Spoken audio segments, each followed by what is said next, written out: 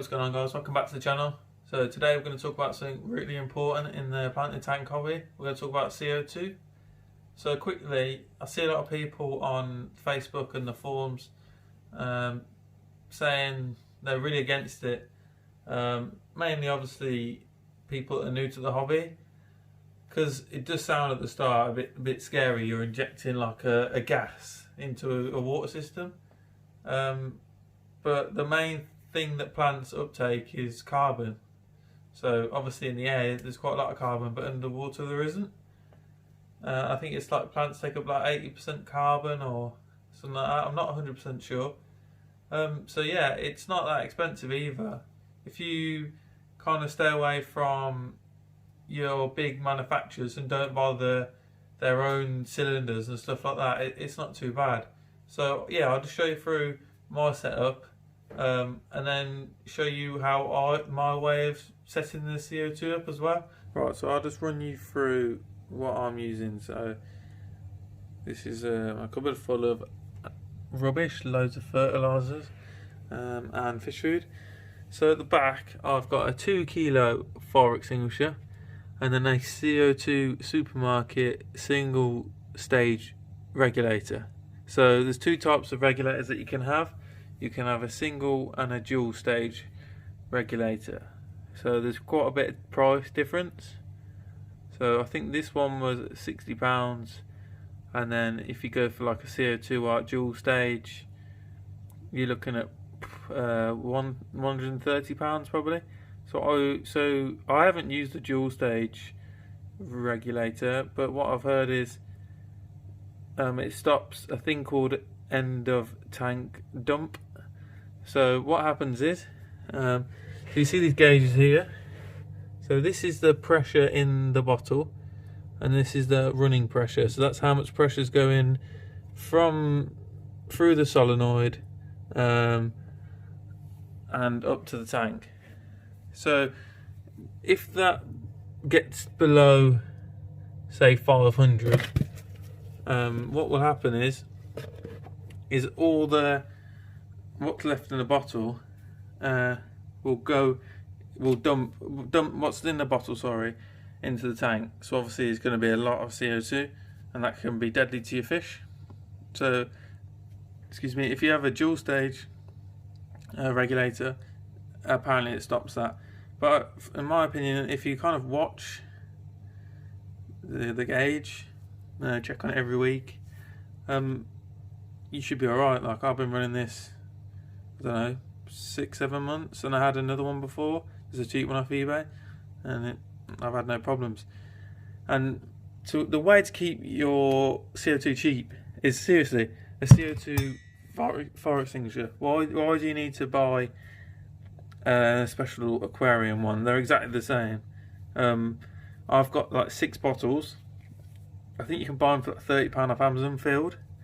Luckily I got these bottles for free, and then I just get someone to refill them for me. It cost me £10 per bottle, and I probably get up through a bottle every month and a half, maybe 2 months. But I'm firing in quite a lot of CO2.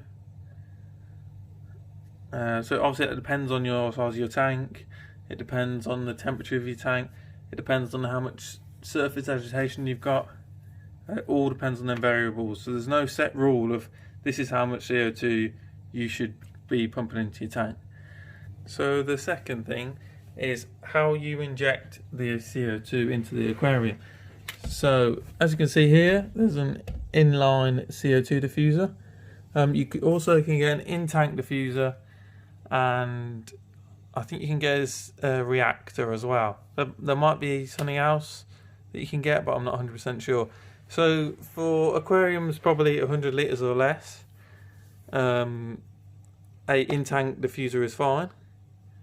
But obviously you'll see it, so you normally stick it on the glass. So some people don't like that. I don't like that really. And if you were going to have an in-tank diffuser, you kind of want to place it near to a filter outlet or a power head outlet or anything like that. So you want to basically get, your aim is to get the CO2, see all the CO2 bubbles kind of circulating around the tank. And then when you get over 100 litres, you can go either an inline CO2 diffuser or a reactor. So inline CO2 diffuser is what I'm using.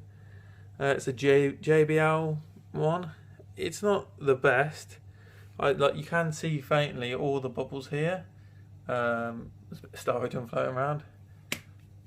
Yeah, I think there's a CO2 art one. I might try that. It's quite a new one. I hope it might dissolve the bubbles better, but obviously it depends on the flow of your filter as well, which can change the dissolve rate. And then also you can get like a big CO2 reactor, so it's like a cylinder and it pumps CO2 down the bottom of the reactor, and then it goes up like these, I'll say, black balls, and it kind of dissolves all the bubbles so you don't see them, and then disperse it into the system. A lot of people run them if they've got sumps and stuff like that. So another important thing is a drop checker, which is here. So a lot of people say that you're meant to turn your CO2 on an hour before your lights come on. It might be a good start, but I think that's wrong. So for me, you want to start like a bubble a second. So if you can see the counter down here, you want that at the start to be running a bubble a second. That's kind of like your rough guideline. And then you start cranking it up until you get this to lime green. But the problem is this is where patience come in. That takes 3 hours to change colour, so it's always 3 hours behind. So say if your light's turned on at, I don't know, 4, and your CO and then your drop checker went lime green at 9. That sounds stupid. So for instance, sorry, let me change that. My CO2 came on at 4 possibly, and then the drop checker turned lime green at 6:30. So, and my lights came on at 4 as well. So I changed my timer on my CO2 so that the CO2 comes on 2.5 hours before the lights, so that I know basically your goal is that needs to be lime green by the time the lights turn on. There's no point having it lime green halfway through your lighting cycle. So it needs to be lime green as soon as your lights turn on, which is where the hard bit comes in. So you can be 4 hours before the lights turn on. It depends on the size of your tank. It depends on your surface, water surface, the movement. So yeah, we'll get into that in a second. So yeah, start at a bubble a second, in my opinion, and then start slowly cranking it up.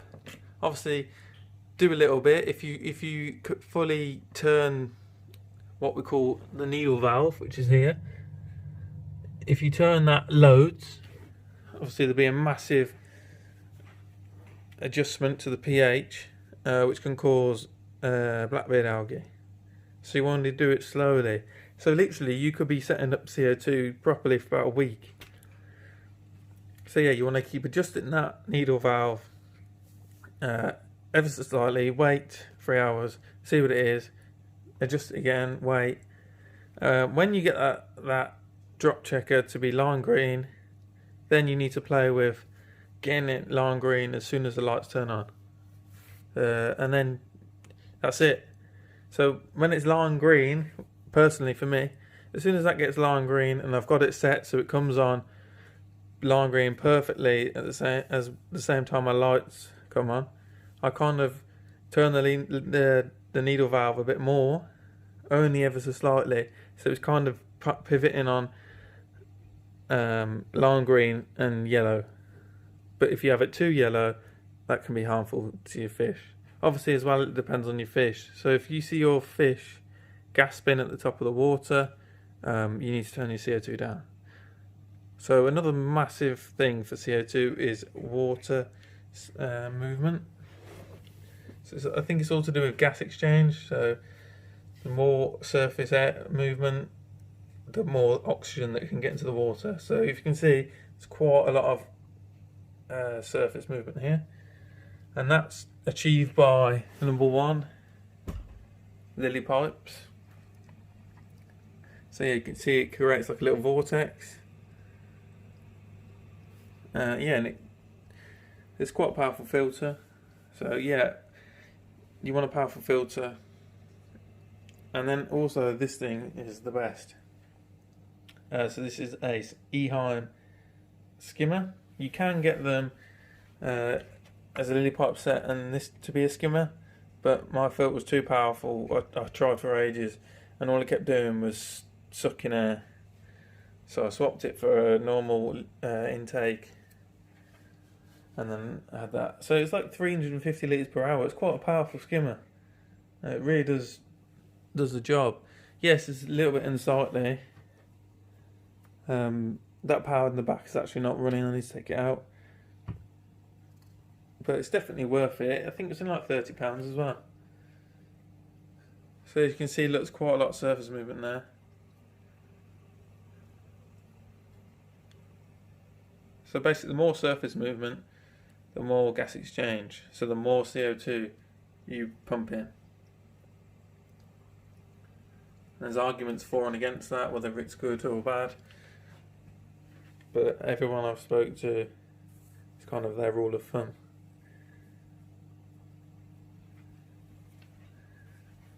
So I'll just quickly tell you how the tank's doing. It's doing okay. So still getting blackbeard. It's really frustrating. Only on the wood. Try to get some close-ups of it. Try to find some. You can see there, straight in front of you. Really annoying. But yeah, the carpet's starting to grow over here. Styrogen as well, starting to pick up. The rotala at the back is starting to grow as well. It's kind of like going like an orangey colour. That's quite nice. I don't know if it's meant to. And then yeah, this carpet was already here before. And that plec, I hate it. Anyone wants a plec for free? Be my guest. That wraps up today about CO2. Again, this is only my method. There's probably loads of different methods. There's loads of different people who probably tell you to do it a different way. This is like how it just worked for me, and I found this the simplest way. You can do, I think it's KH and GH, which is general hardness. You can do like a test in the water, and it's actually quicker than the drop checker. But I'm not really into the whole testing sort of thing. So I think this is like the easiest way and the cheapest way with a fire extinguisher. If you can get a bigger bottle to fit in your cabinet, then go for a bigger bottle.